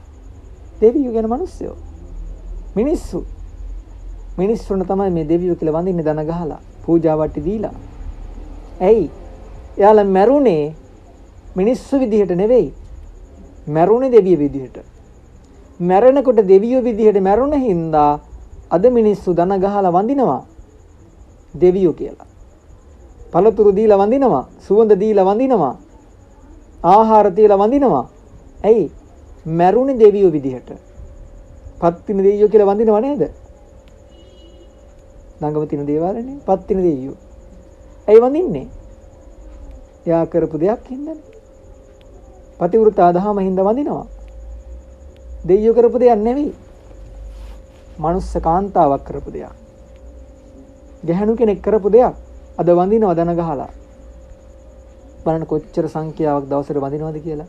ගිහින් බලන් ඉඳලා ගණන් කරන්න බලන්න දවසට කී දහක් වඳිනවද කියලා. මිනිස්සයා මැරුණා දෙවියෙක් විදිහට. ප්‍රතිඵලය අදත් වැඳුම් ලබනවා දෙවියෙක් විදිහට අවුරුදු දහස් ගාණක් වැඳුම් ලබනවා. විෂ්ණු දෙවියෝ කියලා වඳිනවා. කවුද මේ ගොපල්ලෙක්? චරිත කියවලා බලන්න ගොපල්ලෙක්. ගොපල්ලා කියන්නේ හරක් දක්වන මිනිස්සෙක්. ඒ ගමේ තිබ්බ ප්‍රශ්න ටික නැති කරා කියලා එයාට වඳිනවා දෙවියෝ කියලා. ගමේ ප්‍රශ්න නැති කරා. යමුනා ගම් ඉවුර තිබ්බ ගමේ ප්‍රශ්න නැති කරපින්දා වඳිනවා දෙවියෝ කියලා. ස්කන්ධ කුමාර නැත්තම් කතරගම දෙවියෝ කියලා වඳිනවා. කාටද මේ වඳින්නේ? තාරක කියන නරක මිනිස්සයා මරපු හින්දා එයාට වඳිනවා කතරගම දෙවියෝ කියලා. ස්කන්ධ කුමාර දෙවියෝ කියලා ඉන්දියාවේ වඳිනවා අදටත්. මිනිස්සෙක් මැරුවේ. මේ මැරුවා කියන්නේ මරණ එක හොඳයි කියන නෙවෙයි මම කියන්නේ. රටකටම හිංසාවක් කරපු මිනිස්සෙක් මැරුවා. රටකටම හිංසාවක් කරපු මිනිස්සෙක්. ඒ නිසා වඳිනවා දෙවියෝ කියලා. අපිව බේර ගන්න ආපු දෙවි කෙනෙක් කියලා වඳිනවා දන ගහලා. අනිත් දෙවිවරුත් එහෙමමයි. මම කීපයක් උදාහරණ විදිහට කිව්වේ. එච්චර දුර ඕනේ මෙතන තියෙන බුදු පිළිමයක්. කවුද මේ? මිනිස්සෙක්. ඉපදුනේ මිනිස්සෙක් විදිහට, සාමාන්‍ය මිනිස්සෙක්. ජීවත් වෙන්නේ සාමාන්‍ය මිනිස්සෙක් විදිහට. පිරිනුවම් පෑව කියලා කියන අපි ආධ්‍යාත්මික ශරීරෙනේ. බාහිරින් මැරුණේ මිනිස්සෙක් විදිහට. ගහක් යට. ශරීරේ මැරුණේ මිනිස්සෙක් විදිහට. මිනිස්සෙක්. අදත් මේ මොහොතේ මෙහෙත් වෙන රටක හරි කොහේ හරි තැනක පහනක් පත්තු වෙනවා. මල් ටිකක් පූජා වෙනවා. ආහාර ටිකක් පූජා වෙනවා. වතුර කෝප්පයක් පූජා වෙනවා පැම් භාජනයක් විදිහට. දහස් ගාණක් මේ මොහොතේ වඳිනවා කොහේ හරි තැනක. ඇයි මේ? මිනිස්සෙක් විදිහට ඉපදිලා නිකම් මැරිලා ගියේ නැහැ. මිනිස්සෙක් විදිහට සේවයක් කරලා තියෙනවා සමාජෙට. ඒ කරපු සේවයට මිනිස්සු වඳිනවා, පුදනවා, ගෞරව කරනවා. අන්න මිනිස්සු විදිහට ඉපදිලා දෙවියෝ විදිහට මැරෙනවා කියන්නේ උන්නෝකට. ඒ වගේම තව සමහරව ඉන්නවා මිනිස්සු විදිහට ඉපදිලා මිනිස්සු විදිහට මැරිලා යනවා. මිනිස්සු විදිහට ඉපදිනවා මිනිස්සු විදිහට මැරෙනවා. ඒ කියන්නේ තමන්ගෙන් සමාජයට එන්න ඕන යුතුයකම ඉෂ්ට කරලා, තමන්ගෙන් සංස්කෘතියට වෙන්න ඕන යුතුයකම ඉෂ්ට කරලා, තමන්ගේ රටට ජාතියට වෙන්න ඕන යුතුයකම ඉෂ්ට සිද්ධ කරලා සමහරු මිය යනවා. ඔවුන් මිනිස්සු විදිහට ඉපදිලා මිනිස්සු විදිහට ජීවත් වෙච්ච අය. ණය නැහැ කාටවත්. සමාජයට ණය නැහැ. සමාජයට වැඩ කරලා තියෙනවා. සංස්කෘතියට ණය නැහැ. සංස්කෘතියට වැඩ කරලා තියෙනවා. ජාතියට ණය නැහැ. ජාතියට වැඩ කරලා තියෙනවා. රටට ණය නැහැ. රටට වැඩ කරලා තියෙනවා. අන්න සාමාන්‍ය මිනිස්සෙක් විදිහට ඉපදුනා මිනිස්යාට අදාළ කටයුතු ටික කරලා එයා මැරිලා තියෙනවා. මිනිස්සෙක් විදිහට ඉපදිලා මිනිස්සෙක් විදිහට මැරිලා තියෙනවා. තව කෙනෙක් ඉන්නවා මිනිස්සෙක් විදිහට ඉපදිනවා තිරිසනෙක් විදිහට මැරෙනවා. තිරිසනෙක් විදිහට මැරෙනවා. ඒකනේ අර මොහිදින් බෙග් මහත්මයා කියන්නේ නේද සින්දුවක මිනිසාමයි ලොව දෙවියන් වන්නේ මිනිසාමයි ලොව තිරිසන් වන්නේ කියලා. මිනිස්සු විදිහට ඉපදිනවා. හැබැයි ජීවත් වෙන්නේ නැහැ. කරන්නෙම තිරිසන් වැඩ. කාට හරි හිංසාවක් එක්ක මිනී මරනවා, එක්ක හොරකම් කරනවා, එක්ක දූෂණ වැඩ කරනවා, එක්ක භීෂණ වැඩ කරනවා, එක්ක කියන්නෙම කේලමක්. කිව්වොත් කියන්නේ බොරු. හිත්‍රි දෙන වචන. ඕපාදූප. එහෙමයි ඉන්නවා. ඔච්චර හොඳ වතුර දිනනකොට බොන්නෙම මත්පැන්. නැතුවම බෑ. බොන්නම ඕනි. සිගරට් බොන්නම ඕනි. කුඩු ගහන්නම ඕනි. නැතුව බෑ. බෙහෙත් පෙත්තක් හරි බොනවා නැත්තම්. ඇයි? ඉපදුනේ මිනිස්සු විදිහට උනාට මිනිස් විදිහට ජීවත් වෙන්න බෑ. මත් වෙනවා කියන තිරිසන් වෙනවා කියන එකනේ. ජීවත් වෙන තිරිසන් විදිහට. එයාලගෙන් මොකද වෙන්නේ? සාමාන්‍ය සමාජයටත් පිළිලයක් එයාලා. පිළිලයක්. ගහකට පිළිලයක් ආවා කියන්නේ කැලේම ඉවරයි. කැලේම ඉවරයි. එක ගහකට පිළිලයක් ආවොත් කැලයක් විනාශයි. එහෙනම් ගහ කපන්නම වෙනවා. කපලා පුච්චලම දාන්න. පොඩි කෑල්ලක් තිබ්බත් ඇති කැලේ ඉවරයි. ඒ වගේ තමයි ඔය වගේ දේවල් කරන එක්කෙනෙක් හරි ඉන්නවා කියන්නේ එයා ළඟින් තව කෙනෙක් එකට යනවා. එයාගෙන් තව කෙනෙක් යනවා. ඇයි? යාළුවෝ පාවිච්චි කරන්න පටන් ගන්නවා. ඉස්කෝලේ වල ගොඩක් වෙන්නේ ඕක ළමයින්ට. එක්ක තාත්තා කෙනෙක්ගෙන් හුරු වෙනවා එක ළමයෙක්. කරන දේ අධ්‍යා බලන් ඉඳලා හුරු වෙනවා කෙනෙක් මත්ද්‍රව්‍ය වලට. එයා මොකද කරන්නේ? යාළුවාට දෙන්න පටන් ගන්නවා. යාළුවාට දෙනවා. යාළුවාගෙන් තව යාළුවෙකුට යනවා. ඔය විදිහට ඉස්කෝලේටම යනවා. මත්ද්‍රව්‍ය. ගෙවලට තාත්තලාටත් ඕක නෙමෙයිද වෙන්නේ? තනියෙන් බොන්න යන්නේ නැහනේ. යාළුවෙක් එක්ක යන්නේ. යාළුවෙක් එක්ක යන්නේ. දෙන්නෙත් යාළුවෙක්. හුරු කරන්නේ යාළුවෙක්. මේ තිරිසන්නු. වෙන වචනයක් නැහැ කියන්න ඔකට. එකම වචනේ ඔය වචනේ විතරයි. තිරිසන්නු. ඇයි? ඉපදිලා මිනිස්සෙක් විදිහට ජීවත් වෙන්න බෑ මිනිස්සෙක් විදිහට. තිරිසන් ගති. තිරිසනා කියන කිසිම දෙයක් තේරෙන්නේ නැහැ කියන එක. පහත් වැඩ කරන කෙනාට කියන තිරිසනා කියලා. සත්තුන්ට නෙමෙයි තිරිසන් කියන්නේ. පහත් වැඩ කරන අයට. සත්තුන්ගෙත් තියෙන හොඳ ගති ගුණ. ඒකනේ බුදුහාමුදුරු කිව්වේ උපතින් බ්‍රාහ්මණ වෙන්නත් බෑ. උපතින් වසල වෙන්නත් බෑ කිව්වා. පහත්ම වෙන්නත් බෑ, උසස් වෙන්නත් බෑ. උපතින් තිරිසන් වෙන්නෙත් නෑ, උපතින් මිනිස්සු වෙන්නෙත් නෑ. කරන වැඩෙන් වෙන්නේ. කරන වැඩෙන්. මොකද මිනිස්සුયો කියන්නේ පරිසරයෙන් දශමයක් විතරයිනේ. තව සත්තු කොච්චර ඉන්නවද? ඒකින් දශමයක් වෙච්ච මිනිස්සයා මිනිස්සෙක් විදිහට ජීවත් වෙන්නේ නැත්නම් වෙන මොකද්ද කියන දින වචනේ? තිරිසනෙක් නොකිය. එකම වචනේ ඒක. ඇයි? අපි දැකලා තියෙන සමහර ළමයින්ට ඉගෙන ගන්න නැහැ තාත්තා බොන හින්දා. සමහර ගෙවල් වල කෑම බීම ටික හරියට පාවිච්චි කරගන්න නැහැ. මොකද ගෙදර කවුරුරි බොනවා. එක කුඩු වලට ඇබ්බැහි වෙලා. එක බොණ්ඩ ඇබ්බැහි වෙලා. සිගරට් හින්දා ප්‍රශ්න ගෙවල් වල පොඩි ළමයි සමහර ලාවට එක්ක මැරෙනවා. එක කන්න නැතුව ඉන්න. අපි දැකලා තියෙන ඕන තරම්. ඒ තිරිසන් ගති හින්දා නෙවෙයිද? ඒක නිසාම තමයි. ඕන තැනක මම නම් කියනවා කවුරුරි බොනවා දැක්කොත් තිරිසනා කියලා. වෙන වචනයක් මට කියන්න නැහැ. මම කියන එකම වචනේ උක. නරක වැඩක් තමන් කරනවා වගේ මේකෙන් තව කෙනෙක් හුරු කරන හින්දා විනාශයක් එතන. පිළිලයක් කියන්නේ ඒකයි.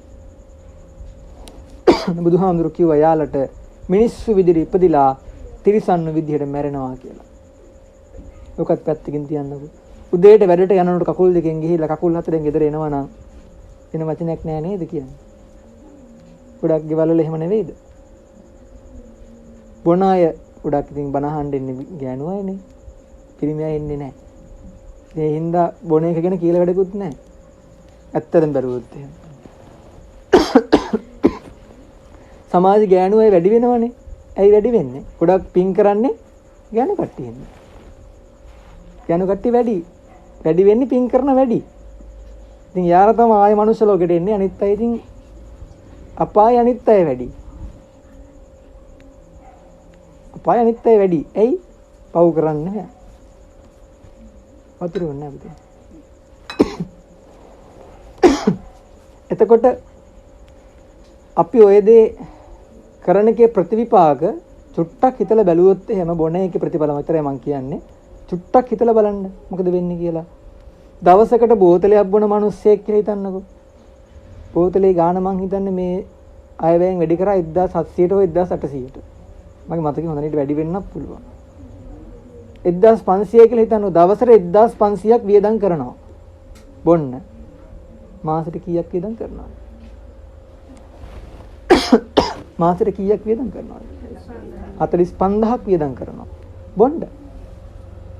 ඔය 45න් දෙහෙන් බැරිද? ගෙදර වැඩක් කරගන්න. බැරිද කරගන්න? ලොකු වැඩක් කරද?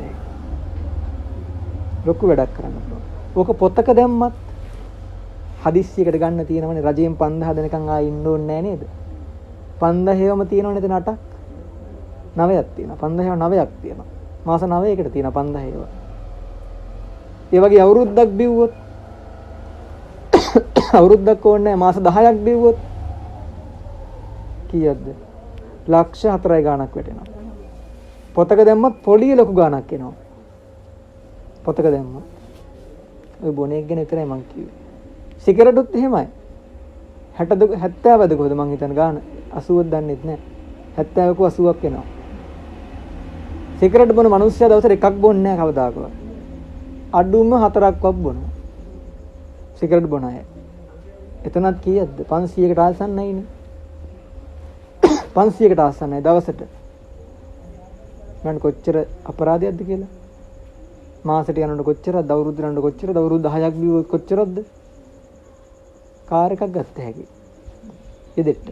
බොන ගෙදෙට්ට කාර් එකක් ගන්න පුළුවන්. හරියට ඉතුරු කරොත් ඔය ටික. අපත යන සල්ලි ටික. ඒ බොන අය හින්දා එක්කෝ ගෙවල් වල ළමයි ගුටි කාලා පොත් නැහැ, කන්න බොන්න නැහැ, ගෙවල් වල ගොඩාක් ප්‍රශ්න. ගහ ගන්නවා, රණ්ඩු වෙනවා. ඒ ඔක්කොම ප්‍රශ්න නවතිනව නේද? මේක නැවතුණා නම්. නවතිනවා. ඒ නිසා ඉතින් වෙන වචනයක් නැහැ කිව්වේ ඒකයි මං කියන්නේ යාළුවට. එක්කම වචනේ අරක තමයි ලොකු විනාශයක් කරන කණ්ඩායමක්. බොනවා කියන්නේ. මත් කුඩු ගන්නවා කියන්නේ. කුඩු ගන්නයි දැකලා තියෙනවනම් කවදාක කුඩු ගහන්න යොමු වෙන්නේ නැහැ. ප්‍රතිවිපාක දැකලා තියෙනවනම් ගහන කවුරුත් දන්නේ නැහැ. කුඩු පාවිච්චි කරන්නේ.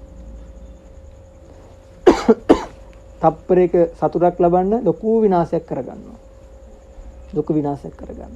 Tamanටම විනාශ කරගන්න. Tamanට තියෙන ආයුෂ කාලය අඩු වෙන බොන උගුරක් පාසා තමන්ගේ ආයුෂ අඩු වෙන්නේ. බොනකොට.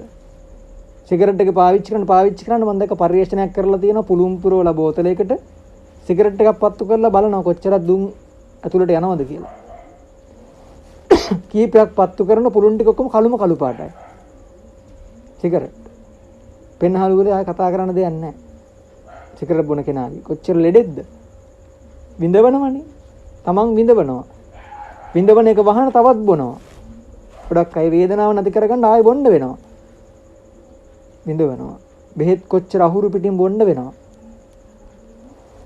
බෙහෙත් කරත් දැනෙන්නේ නැහැ. මත්ද්‍රව්‍ය. විනාශයක්. අනිත් ඒවත් එහෙම තමයි. සමහරු ඉන්නවා කිසිම අහිංසකකමක් නැහැ. අනිත් අය ගැන කිසිම හිතක් නැහැ අත්‍තරම කිව්වොත්. ත්‍රිසංගතමයි තියෙන්නේ. මම දැක්ක ඊයේ නිවුස් එකක් දාලා තියෙනවා. හරකෙකුට ගහලා තියෙනවා. මම දකින්නේ නැති බලපුවා නිවුස් බැලුවා. කහපැල දෙකක් පොඩි කරා කියලා හරකයි කොන්ද කඩලා තියෙනවා. හරකෙක්ගේ. හරක මරලා තියෙනවා ඉන්ජෙක්ෂන් එකක් ගහලා වෙන කරන්න දෙන්නේ නැති හින්දා. බින්දවනව බලන් ඉන්නේ බැරි කමට. කහපැල දෙකකට. ඒකයි මං කිව්වේ තිරිසන්නෝ කියලා. සතාට ඒක තේරෙන්නේ නැහනේ. කහපැල දෙකක් වෙනුවෙන් සතෙක්ගේ ජීවිතයක් විනාශ කරනවා කියන්නේ. ඒ කොච්චර තියෙනවද බලන්න ඔය වගේ එකක් වේ මං කිව්වේ. පාරේ යන්න බෑ බල්ලෙකුට ගහනවා. එහෙමයි ඉන්න දකින්න බෑ. හපන්න දෙන්න ඕනේ නැහැ දැක්කක් ගහනවා. සමහරු ඉන්නවා. හිතේ ඇතුලේ තියෙන යකෙක් ඉන්නේ. තිරිසන් ගති තියෙන්නේ. මතක් වෙන්නෙම නරක වැඩක් කරන්නමයි. හොඳ වැඩක් කරන්න හිතෙන්නෙම නැහැ. එහෙමයි ඉන්නවා. ගහක් දකින්න බෑ කොටනවා. හේතුවක් නැහැ කොටනවා. කෙනෙක් දකින්න බෑ බනිනවා. හේතුවක් නැහැ. හිතේ වෛරයක් තියෙනවා. හැම කෙනෙක්ම වෛරක්කාරයෝ ඉන්නවා. හැම කෙනාටම බයිනවා.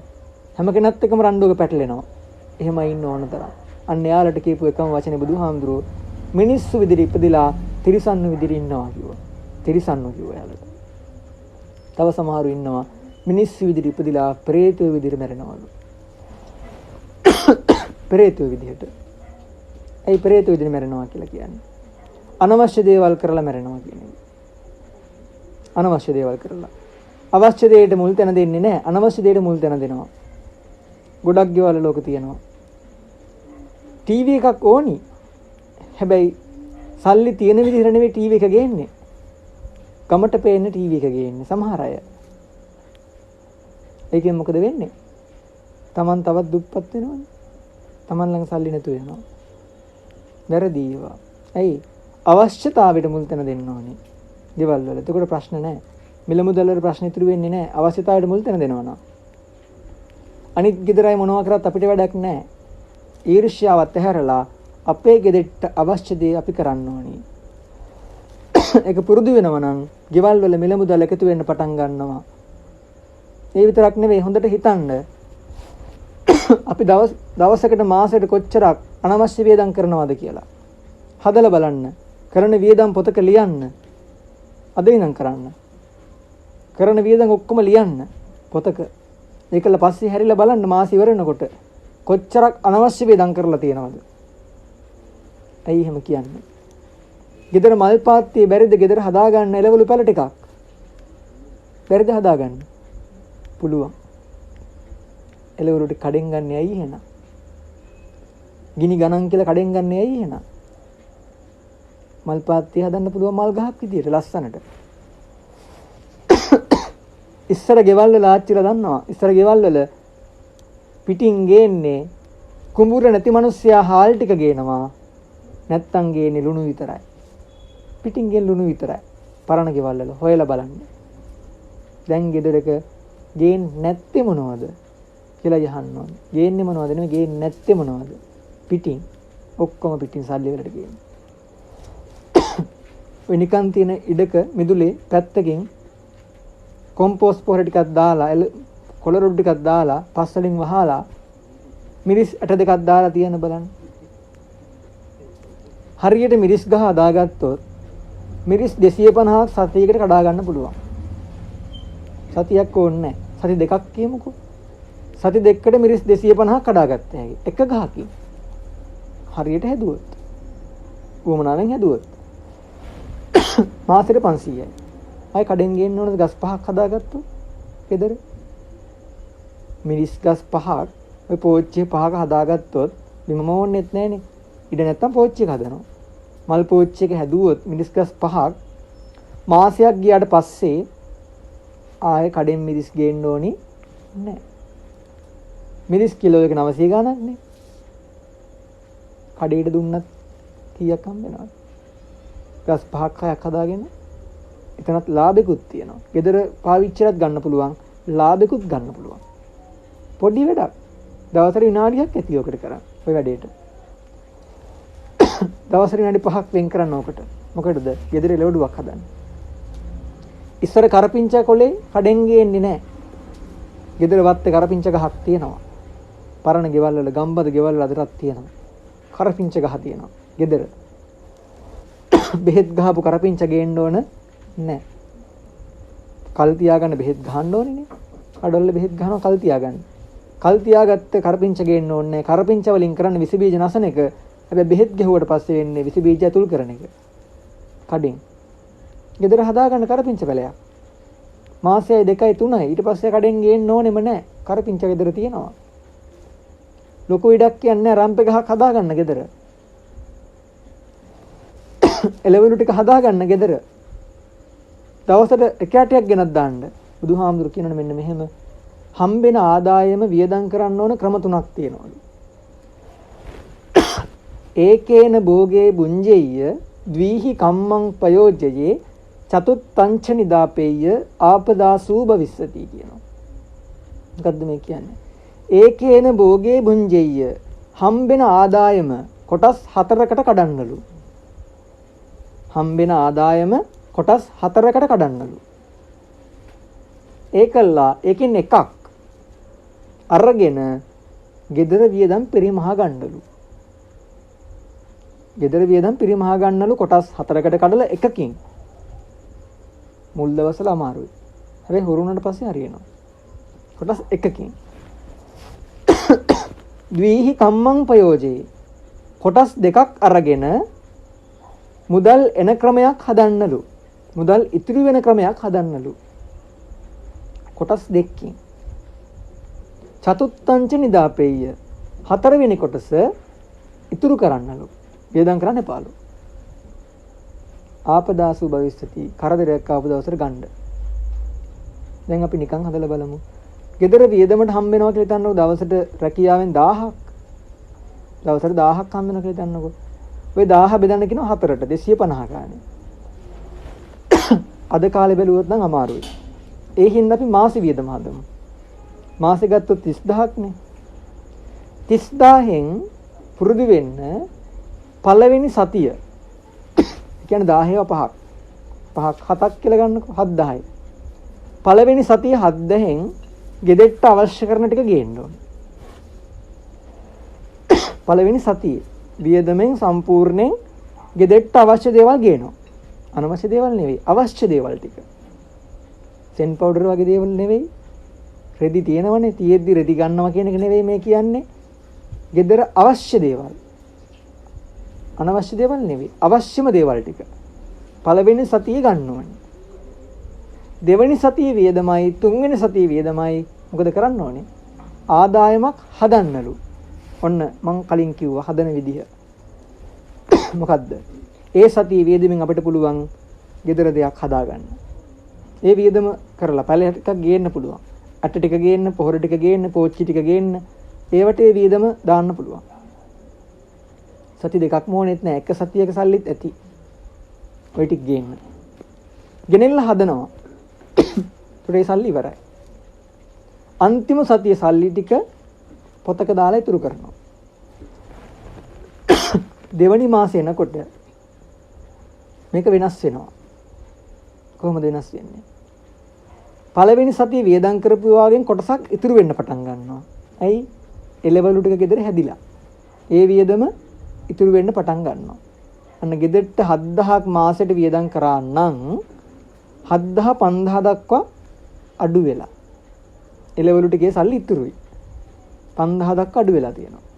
තුන්වෙනි මාසේ යනකොට 5000 3000 දක්වා අඩු වෙනවා. ඇයි? පළවෙනි මාසේ ආදායම ගන්න බැරි ලෙවලු ටික පැලවෙලා හොඳට හැදිලා තියෙනවා. දෙවෙනි මාසේ වෙනකොට. ඊළඟ මාසේ වෙනකොට කුඹුරක් නැත්තම් හාල් ටිකයි ලුණු ටිකයි විතරයි කඩෙන් ගේන්න ඕනි. අනිත් සියලු දේ වත්තේ තියෙනවා. ගෙදර වත්තේ තියෙනවා. ගෙදර මිදුලේ මල් පාත්තියේ තියෙනවා. අනිත් සියලු දේ. එතනින් පස්සේ තියෙන මොනව කරන්නද? ඉතුරු කරන්න විතරයි. ඉතුරු කරන්න විතරයි. අවශ්‍ය දේවල් ඕන එකක් ගත්ත හැකි ඊට පස්සේ. සල්ලි ඉතුරුයි ගෙදර. අපි එහෙම නෑ. අපි මොකද කරන්නේ? සල්ලි හම්බුණා නම් ඔන්න ණය වෙලා ගේනවා ලොකු මොනවාරි ටීවී එකක්, ෆ්‍රිජ් එක ඕනි තමයි. ණය වෙලා ගන්න හදිස්සි වෙන්න එපා. ඔය ක්‍රමයට සල්ලි ඉතුරු කරලා ගේන්න. ඒතකොට බය නෑ. ණය ගෙවා ගන්න බැරුව ප්‍රශ්න ඇති වෙන්නේ නෑ. ණය ගෙවන්න බැරුණ තව ණයක් ගන්න වෙනවා. ණය වලින් පිරෙනවා අන්තිමට ගෙවා ගන්න බැරුව යනවා. ප්‍රශ්න උදේ නැගිටිනකොට මතක් වෙන ණය ගෙවන්න තියෙනවා කියලා. සතුටින් දවස ගත කරන්න බෑ. මොකද පටන් ගන්නෙම ණයෙන්. නිදා ගන්න ගියත් ණය මතක් වෙන්නේ. මට මෙච්චරක් ගෙවන්න තියෙනව නේද? ණය මතක් වෙනවා. සතුටින් නිදා ගන්න බෑ. ණය වෙලා ගේන්න හදිස්සි වෙන්න එපා. ඉතුරු කරලා ගේන්න පටන් ගන්න. එදාට කාටවත් බය වෙන්න ඕන නෑ. සතුටින් ඉන්න පුළුවන්. මම සල්ලි එකතු කරලා මං ටීවී එකක් ගෙනාවා. මං සල්ලි ඉතුරු කරලා මං ෆ්‍රිජ් එකක් ගෙනාවා. සල්ලි ඉතුරු කරලා මං වාහනයක් ගෙනාවා. ආයෙ බය වෙන්න දෙයක් නෑ. ප්‍රශ්නෙකුත් නෑ. දුකකුත් නෑ. මුල් කාලේ විතරයි පොඩි කැපකිරීමක් කරන්න වෙන්නේ. ඔය කැපකිරීම නොකර නිසා තමයි කොරෝනා කාලේ දුක් විඳින්න උනේ. එදා කලේ නෑ. ඒ හින්දා විඳෙව්වා. ගොඩක් අය. අදටත් විඳවනවා. ඇයි? කොරෝනා කාලෙවත් ඒක කලේ නෑ. හෙටත් විඳවනවා. ඇයි? අද කලේ නෑ. හෙටත් විඳවනවා. ලබන අවුරුද්දෙත් ඔය කොරෝනා වඩාන්ත එකක් ආවොත් ඊට වඩා විඳවන්න වෙනවා. රජයට බැන බැන ඉන්න එපා. තමන් කරන්න. රජය මොනවා කරත් එයාලා කරලා යයි. අවුරුදු 5යි ඉන්නේ. 5න් පස්සෙත් අපි ඉන්න ඕනේ. ඒ 5ත් අපි ඉන්න ඕනේ. තමන්ගේ පැවැත්ම තමන් ළඟ තියෙන්නේ. තමන් කරන්න ඕන දේවල් ටික නොකර අනිත් අය ඩැංගිල දික් කරාට ප්‍රයෝජනයක් නැහැ. මුලින්ම තමන් කරලා ඉන්න.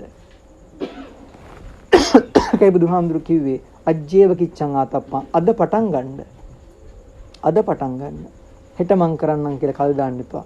අද පටන් ගන්න. ඇයි? හෙට කරන්න වෙලාවක් නැති වෙන්න පුළුවන්. පරක්කු වෙන්න එපා. මැරෙන දවසට මම ණයකාරයෙක් නෙවෙයි කියලා බය නැතුව මැරෙන්න පුළුවන්. මම කාටවත් ණය නැහැ කියලා බය නැතුව මැරෙන්න පුළුවන්. බයක් නැහැ හිතේ. සැකක් නැහැ හිතේ. වැරදි කරලා නැහැ. හොරකම් කරලා නැහැ. වංචා දූෂණ කරලා නැහැ. ප්‍රශ්න නැහැ. සතුටින් මැරෙන්න පුළුවන්. මොකද අපි මේ හැමදේම කරන්නේ සතුටින් ඉන්නනේ. මේ හැමදේම කරන්නේ සතුටින් ඉන්න. නිරෝගීමත්ව ඉන්න. හැබැයි ඔය යන රටාවත් එක්ක දෙකෙන් එකක්වත් ලැබෙන්නේ නැහැ. ගොඩක් අයට. බහුතරයකට. ඒ කියන්නේ ලංකාවේ ගත්තොත් එහෙම 90%කට විතර. එක්කෙනෙක් දෙන්නට මම මේ කියන එකක් නෙවෙයි. මට ඕනේ එක්කෙනෙක් කරේ හදන්න. මෙතනත් ඔය කතාව මම කියනවා, තව බණක් කිව්වොත් එතනත් ඔය කතාව මම කියනවා. ඔය වගා කිරීම ගැන මම එතනත් කියනවා. මොකද එක්කෙනෙක් කරේ හැදෙන්න ඕනේ. අද ඉඳන් පටන් ගන්න ඔබට පුළුවන් හෙට දිනු වෙන්න. පුළුවන්. බැරි කමක් නැහැ. මොකද මම කලිනුත් කිව්වේ බුදුදහම තියෙන්නේ තමන් නිවන්න. නිවනවා කියන්නේ ඇතුලේ තියෙන වේදනාවන් අඩු කරනවා කියන එක. නිවන කියන්නේ වේදනාවක් නැති කරගන්නවා කියන එක. සැනසීම. සැනසීම ලැබෙන්නේ අපි කරන දේවල් එක්ක. අපි කියන දේවල් එක්ක. අපි ජීවත් වෙන විදිහත් එක්ක. ඒ නිසා කරන වැඩ හදාගන්න, කියන දේවල් හදාගන්න, ජීවත් වෙන විදිහ හදාගන්න. මැරිච්ච අයට බණ කියලා වැඩක් නැහැ. ජීවත් වෙන අයටයි බණ කියන්න ඕනේ. ඒ නිසා මම ওই කරුණු ටිකත් මතක් කරේ. මොකද අපිත් මැරෙනවා. මැරෙන දවසට ණය නැතුව, බය නැතුව මැරෙන්න පරිසරය හදලා තියලා අපි මැරෙන්න ඕනේ. ඇයි? අර්ථාග්‍රහේ නිවර්තන්තේ හම්බ කරන ඔක්කොම තියලා යන්නේ. තියලා යන්නේ. සමසානේ මිත්‍ර බාන්ධවක් අපිත් එක්ක යාළුවෝ, මිත්‍රයෝ, හිතවත්තු කොච්චර හිටියත් ඔය ඕනෙක් කෙනෙක් අපිත් එක්ක ඉන්නේ සොහන දක්වා විතරයි. ඉතින් එහාට අපිත් එක්ක ඉන්නේ නැහැ. ආදාහනගාරය දක්වා විතරයි. ඉතින් එහාට අපිත් එක්ක ඉන්නේ නැහැ. සුකෘතං දුෂ්කෘතං චෛව ගච්ඡන්ත මනුගච්ඡති කරන හොඳයි නරකයි දෙක විතරයි අපේ පස්සේ එන්නේ. අපිට මරණ වෙලාවේ මතක් වෙන්නේ. මතක් වෙන එක නරක දෙයක් කරලා ඉතුරු කරගන්න එපා. මතක් වෙන එක හොඳ දෙයක් බවට පත් කරගන්න ඊළඟ ජීවිතයත් සාර්ථකයි. අන්න ඒකට මාර්ගය කියන්න තමයි බණ කියන්නේ. ඔබේ වැරදි හදන්න තමයි බුදුහාමුදුරුවොත් බණ කිව්වේ. අපිටත් බණ කියන්න වෙලා තියෙන්නේ. බණ අහන්න, අහන දේවල් ජීවිතේට ගන්න, අරගෙන ඔබේ ජීවිතය සකස් කරගන්න කියන අනුශාසනාව කරලා මම ධර්ම දේශනාව මෙතනින් අවසන් කරනවා. පැයකුත් විනාඩි 20ක කාලයක් ගත වෙච්ච හින්දා නැත්තම් ගියාට පස්සේ බයිනෝ.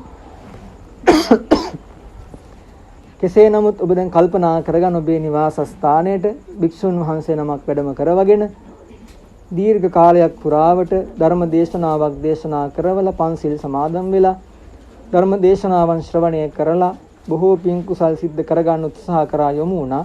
ඒට අරමුණක් විදිහට තියාගත්තේ අවුරුදු 84ක ආයු කාලයක් ගත කරලා ඔබ අතරින් මියගිය WD ඇලිස් නෝනා මෑණියන්ට ඒ ඥාතිවරියට ඒ හිතවතියට පින් අනුමෝදන් කිරීමේ මූලික බලාපොරොත්තු ඇතිව එසේනම් අපි කල්පනා කරගනිමු සබ්බ දානං ධම්ම දානං ජිනාති කියන විදිහට සියලු දානයන් අතර උතුම්ම දාණය ප්‍රතිපත්ති දාණයේ විදිහට ධර්ම දානමය පින්කමක් ඔබේ නිවාසස්ථානයේ ඊටමත් ගෞරවයෙන් ඊටමත් ඕනෑකමින් ලොකු උනන්දුවක් කැපකිරීමක් කරලා මේ පින්කම ඔබ සිද්ධ කරගත්තේ. මේක ධර්ම දානයක් විදිහට හඳුන්වන්නේ.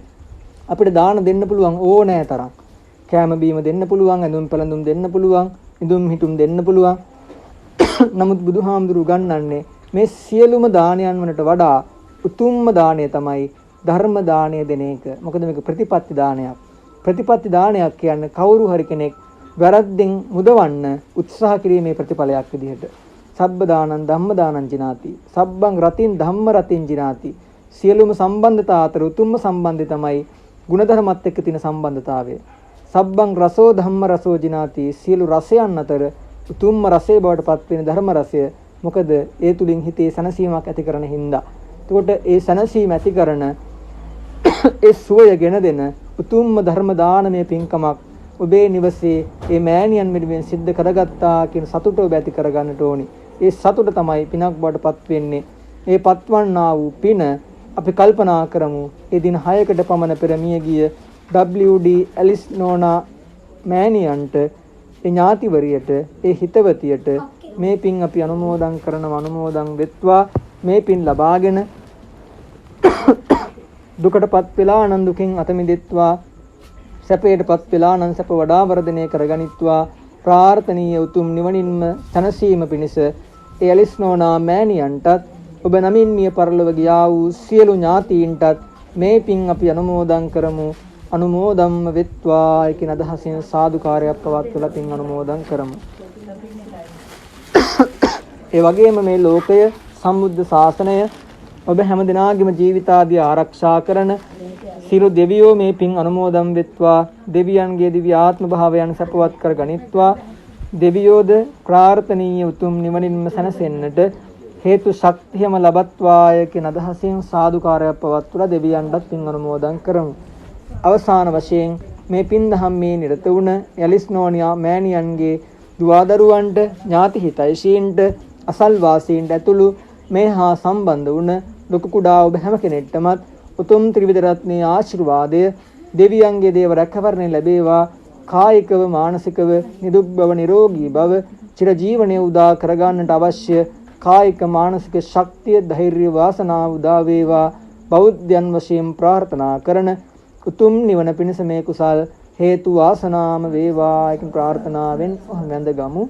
සබ්බීතියෝ විවජ්ජන්තු සබ්බ රෝගෝ විනස්සතු මාතේ භවත්වන්තරායෝ සුඛී දීඝායුකෝ භව අභිවාදන සීලිස්ස නිච්ඡං වද්දාපචායිනෝ චත්තාරෝ ධම්මා වඩ්ඩಂತಿ ආයුවන්නෝ සුඛං බලං ආයුරාෝග්‍ය සම්පatti සග්ග සම්පatti මේවච අතෝ නිබ්බාන සම්පatti ඉමිනාතේ සමිජ්ජතු සියදනාටම තෙරුවන් සරණයි.